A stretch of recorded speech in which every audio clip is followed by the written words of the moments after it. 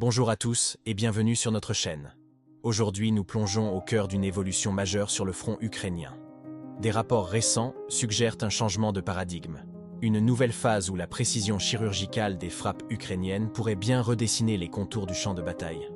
Certains analystes parlent même d'un piège tactique qui se referme lentement sur les forces russes. Mais qu'en est-il vraiment? Comment l'Ukraine a-t-elle pu développer une telle capacité de frappe ciblée? Et quelles pourraient en être les conséquences? Restez avec nous pour décrypter cette nouvelle dynamique.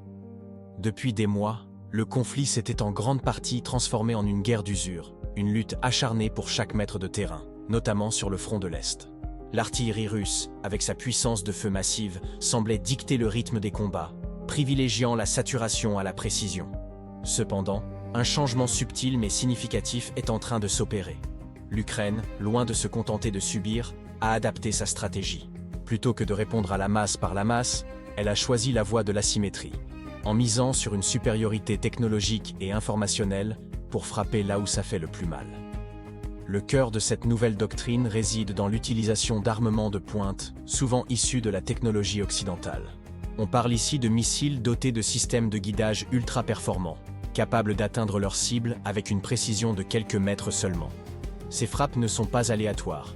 Elles visent des points névralgiques, des postes de commandement, des dépôts de munitions, des nœuds logistiques cruciaux et des concentrations de troupes stratégiques. Chaque missile, chaque ogive est employé pour maximiser son impact sur la capacité de l'armée russe à opérer efficacement. C'est la qualité qui prime sur la quantité. Mais comment ces cibles sont-elles identifiées avec une telle exactitude? C'est là qu'intervient le deuxième pilier de cette stratégie. Le renseignement. L'Ukraine a mis en place un système de collecte d'informations redoutablement efficace. Cela passe par l'utilisation intensive de drones de reconnaissance, qui survolent discrètement les lignes ennemies, transmettant des données en temps réel. S'ajoute à cela le renseignement fourni par les partenaires occidentaux, ainsi que les informations précieuses venant de partisans sur le terrain. Cette fusion de données permet de créer une image très claire du dispositif russe, révélant ses vulnérabilités. Chaque frappe est donc le fruit d'une analyse minutieuse, une opération secrète préparée en amont pour garantir un succès maximal. On assiste à une véritable guerre moderne où l'information est une arme aussi puissante que les explosifs. Les analystes militaires parlent d'un piège tactique. En laissant l'armée russe s'étendre et étirer ses lignes logistiques, l'Ukraine a créé de multiples points faibles.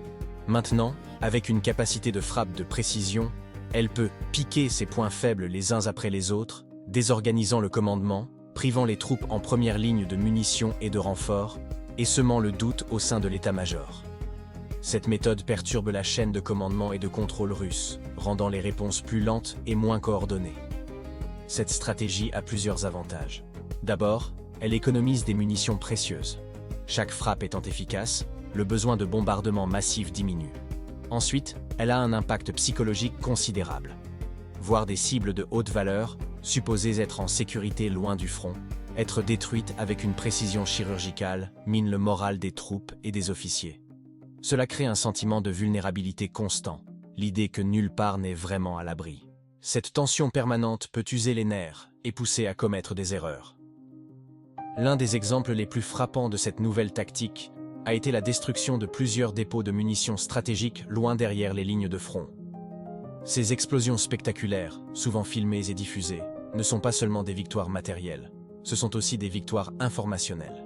Elles démontrent la portée et la précision de l'arsenal ukrainien et contrent la propagande qui pourrait minimiser les capacités de la riposte ukrainienne.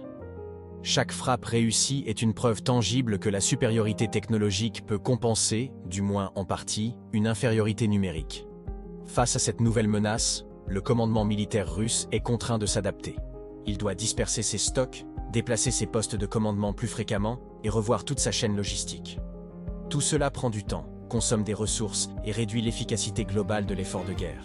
C'est un jeu du chat et de la souris à grande échelle où l'Ukraine, grâce à sa flexibilité et à l'accès à une technologie de pointe, semble avoir pris une longueur d'avance dans certains secteurs clés du champ de bataille.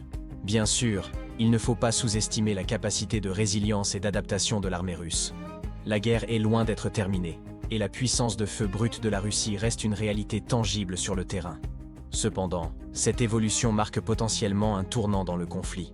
Elle montre que la guerre d'usure n'est peut-être pas la seule voie possible, et que l'innovation tactique et technologique peut créer des opportunités inattendues.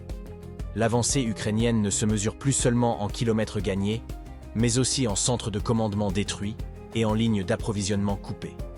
En conclusion, ce que nous observons est une démonstration fascinante de la guerre du XXIe siècle. L'Ukraine, en combinant renseignements, technologie occidentale et une stratégie audacieuse, a réussi à frapper l'adversaire là où il était le plus vulnérable, contournant sa force brute. Ces frappes de précision coordonnées ne sont pas de simples coups d'éclat, mais les éléments d'un plan plus vaste visant à désarticuler la machine de guerre russe de l'intérieur. La tension géopolitique monte d'un cran, car chaque frappe réussie prouve que le rapport de force est plus complexe qu'il n'y paraît.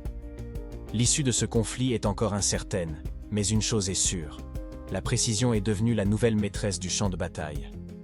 Merci d'avoir regardé cette analyse. N'hésitez pas à partager vos réflexions dans les commentaires. Qu'est-ce que cette nouvelle stratégie vous inspire? Pensez-vous qu'elle puisse réellement changer la donne? Si ce contenu vous a plu, abonnez-vous à la chaîne et activez la cloche pour ne manquer aucune de nos prochaines vidéos. À très bientôt.